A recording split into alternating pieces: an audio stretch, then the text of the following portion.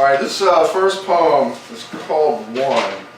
It's kind of a poem to myself that I guess I never quite finished editing it. It's short, but I guess it's not to myself once I read it aloud. So, One.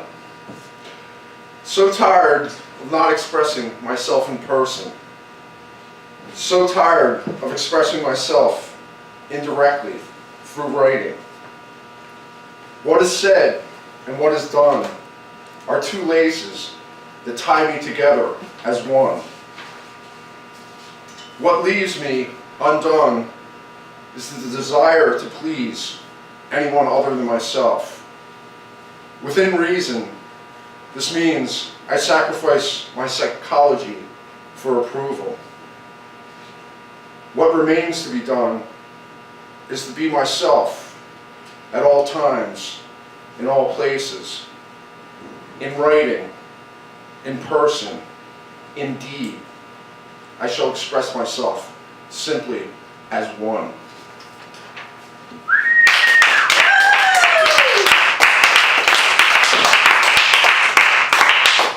This is based on a conversation I had here with someone who got a copy of my book and became a fan, and she started talking to me about her passion for creating patterns. She's a seamstress, creating dresses, all sorts of things. So this is based on a conversation. It's called Seamstress.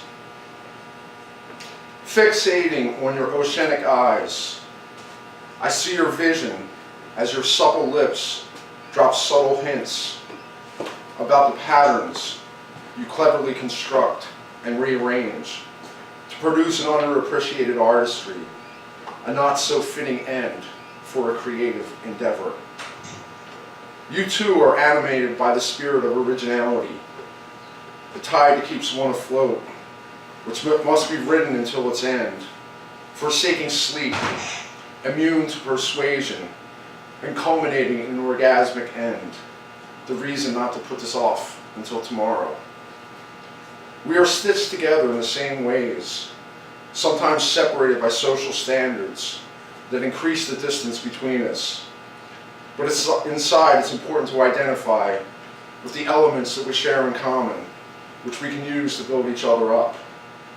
I wanted you to appreciate how akin we are, although hitherto I had little contact with your inner self, which came out tonight. In a natural, unforced kind of way, in a casual conversation, I'm memorializing in writing what was already accomplished in person.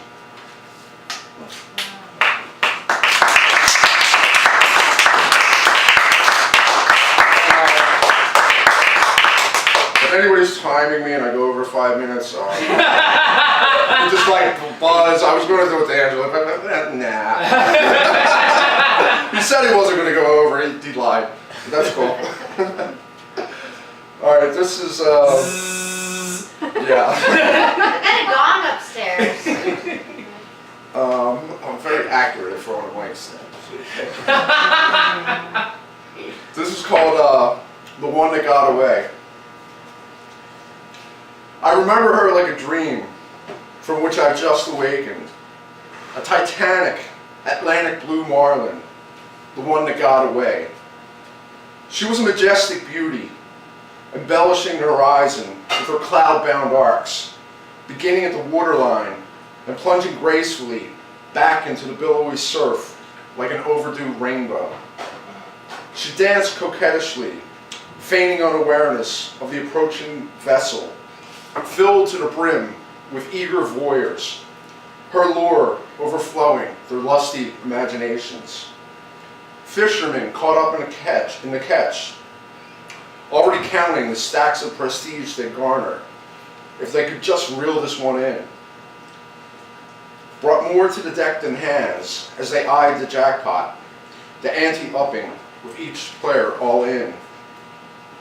Approaching the holy water where the vision was spied, they clung to the rods, hand over fist, while casting their lots for the fish of a lifetime. I was on the starboard side, dug in at the stern, one of 8 desperately hopefuls vying for the prize. 10 minutes in, there wasn't even a nibble. Then Hopper, to my immediate right, sprang to his feet as something tugged at his leash. It turned out to be a 200-pound tuna on the other end of the line. No measly trinket, but not the caller we all sought after. The minute hand coursed 1.5 laps before the chase was really on. Directly opposite me, on the port side, Flanagan's pole bent so far south it looked as if it would snap. The boat stepping down like it was helping an elderly bus rider touch down gently at her stop.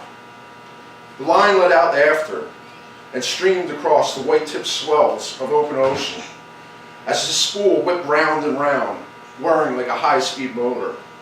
This was it.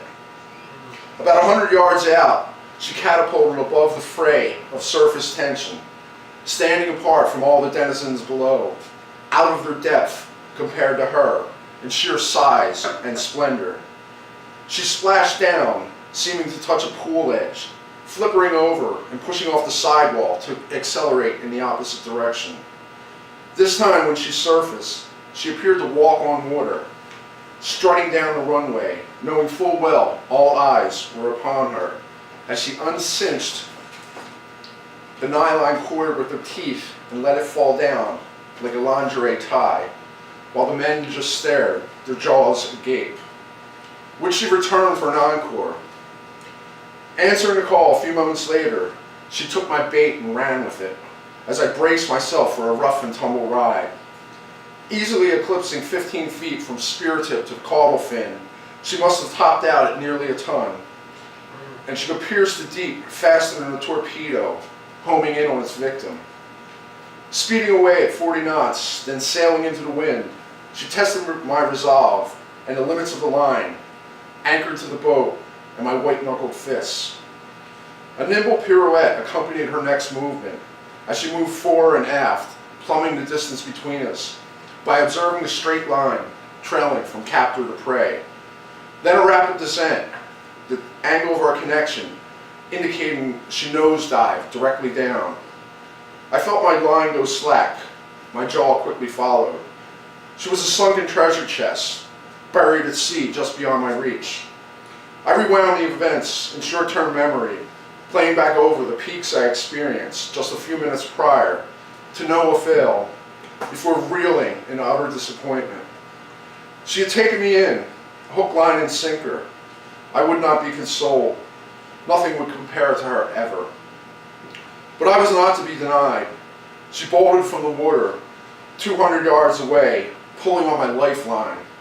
She hadn't gotten away. I cranked the handle as fast as I could, biting my lips so hard it bled. She turned back around, rushing towards the boat as if fired from a submarine, her dorsal fin cutting through the churning surf like a scalpel through virgin skin. Finally in my sights, I could taste the conquest, picturing the trophy hanging on my wall, when a wave stopped swelling and the wind stilled. 20 feet straight ahead, she sprung from the water, her target locked in. A quivering javelin was hurtling through the air, straight towards my stuttering, bull's-eyed heart. Swooning, I managed to fall back just in time as she smugly nosed past me, trailing her pectoral fin teasingly across my cheek in passing, her scaly touch slicing through my flesh to produce a lasting memento. And then she was gone. She shattered all my angling gear, the wreckage trailing behind for an instant before drowning underneath her formidable wake. This scar is all I have left to show for what could have been, a permanent and tangible reminder of the too scant moments I held my dream within my hands and let it get away.